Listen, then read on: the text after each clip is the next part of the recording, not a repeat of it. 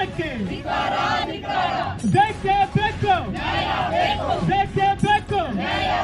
ಸಾಮಾನ್ಯ ಜನರಿಗೆ ಬೆಲೆ ಏರಿಕೆ ಬಿಸಿ ಮುಟ್ಟಿದ ಸರ್ಕಾರಗಳಿಗೆ ಇವತ್ತು ಕೇಂದ್ರ ಸರ್ಕಾರ ವೈಫಲ್ಯಗಳ ಬಗ್ಗೆ ಮೊದಲನೇದಾಗಿ ನಾನು ಕೇಂದ್ರ ಸರ್ಕಾರ ಏನೆಲ್ಲ ವೈಫಲ್ಯಗಳನ್ನ ಮಾಡಿದೆ ಅನ್ನೋದನ್ನ ನಾವು ಅದರ ಮುಖಾಂತರ ನಾವು ಮಾತಾಡ್ತಾ ಇದ್ದೀವಿ.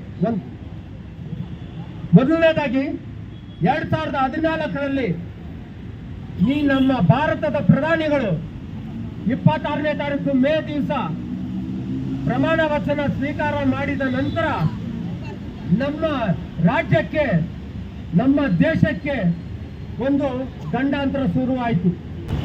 ಬೆಲೆ ಏರಿಕೆ ಒಂದು ಕಡೆಗೆ, ಅವರು ಸರ್ಕಾರ ನಡೆಸ್ತಾ ಇರೋದು ವೈಫಲ್ಯಗಳ ಒಂದು ಕಡೆಗೆ. ಆ ವೈಫಲ್ಯಗಳ ವಿರುದ್ಧ ನಮ್ಮ ಹೋರಾಟ ಮಾಡ್ತಾ ಇದ್ದೀವಿ ಸರ್. ಕೇಂದ್ರ ಮತ್ತು ರಾಜ್ಯ ಸರ್ಕಾರದ ಎರಡರ ವಿರುದ್ಧನೂ ಪ್ರೊಟೆಸ್ಟ್ ಮಾಡ್ತಾ ಇದ್ದೀರಾ? ಹೌದು, ಕೇಂದ್ರ ಸರ್ಕಾರ ಹಾಗೂ ರಾಜ್ಯ ಸರ್ಕಾರಗಳ ವಿರುದ್ಧ, ವೈಫಲ್ಯಗಳ ವಿರುದ್ಧ ನಮ್ಮ ಹೋರಾಟ ಮಾಡ್ತಾ ಇರೋದು. ನಮ್ಮ ಮುಖ್ಯ ಬೇಡಿಕೆ ಇರೋದು ಬೆಲೆ ಏರಿಕೆ ಮಾಡಿರೋದ್ರನ್ನ ಕಡಿಮೆ ಮಾಡಬೇಕು, ಸ್ವಚ್ಛ ಆಡಳಿತ ಕೊಡಬೇಕು, ಜನಕ್ಕೆ ಹೊರೆ ಆಗೋಂಥ ಸರ್ಕಾರ ಬೇಡ, ಕಿತ್ತೋಗಿಬೇಕು ಅನ್ನೋದು ನಮ್ಮ ಉದ್ದೇಶ.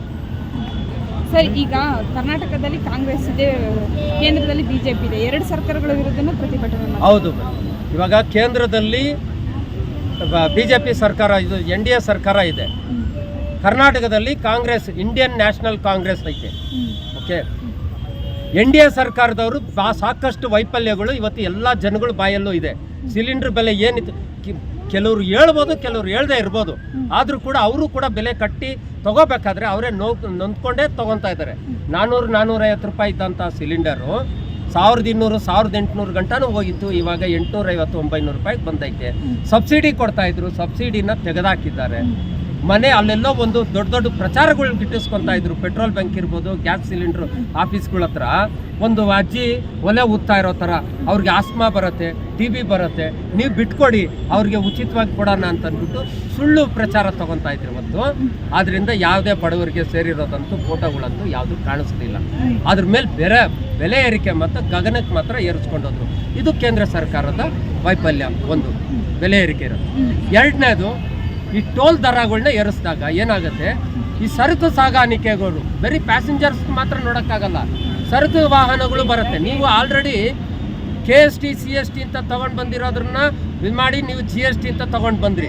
GST ತೊಗೊಂಡು ಬಂದ ಮೇಲೂ ಕೂಡ ನೀವು ಟೋಲ್ಗಳಲ್ಲಿ ಅವಾಗವಾಗ ದರನ ಜಾಸ್ತಿ ದುಪ್ಪಟ್ಟು ನೀವು ಹೆಚ್ಚಿಗೆ ಮಾಡಿದಾಗ ಏನಾಗುತ್ತೆ, ಆ ಹೊರೆ ಯಾರ ಮೇಲೆ ಹಾಕ್ತಾರೆ? ಕೇಂದ್ರ ಸರ್ಕಾರದ ಮೇಲೆ ಹಾಕ್ತಾರೆ, ಶ್ರೀ ಸಾಮಾನ್ಯರ ಮೇಲೆ ಹಾಕೋದು. ಅವಾಗೇನಾಗುತ್ತೆ, 5 ರೂಪಾಯಿ ಇದ್ದಿದ್ದಂಥ ಐಟಮು 10 ರೂಪಾಯಿಗೆ ಹೋಗುತ್ತೆ ಅಲ್ವಾ? 50 ರೂಪಾಯಿ ಇದ್ದಿದ್ದ ಅಕ್ಕಿ ಇವತ್ತು 80 ರೂಪಾಯಿಗೆ ಹೋಗೈತೆ. 80 ರೂಪಾಯಿಗೆ ಹೋಗೋದಕ್ಕೆ ಕಾರಣ ಏನು ಅಂತ ಕೇಳಿದ್ರೆ, ಒಂದು ಕಡೆ ಡೀಸೆಲ್ ಬೆಲೆ ಏರಿಕೆ, ಇನ್ನೊಂದು ಕಡೆ ಟೋಲ್ ದರ ಏರಿಕೆ. ನಾವೇನು ಮಾಡೋದು ಸ್ವಾಮಿ, ನಾವು ಬದುಕಬೇಕಲ್ಲ ಅಂತಾರೆ. ಇದು ಯಾರು ಮಾಡ್ತಾ ಇರೋದು? ಯಾರ ವೈಫಲ್ಯ? ಇದು ಕೇಂದ್ರ ಸರ್ಕಾರದ ವೈಫಲ್ಯ. ನಾನು ಇಂಡಿಯನ್ ಪೊಲಿಟಿಕಲ್ ಕಾಂಗ್ರೆಸ್ ಪಕ್ಷದ ರಾಷ್ಟ್ರೀಯ ಅಧ್ಯಕ್ಷ E. ಆನಂದ್.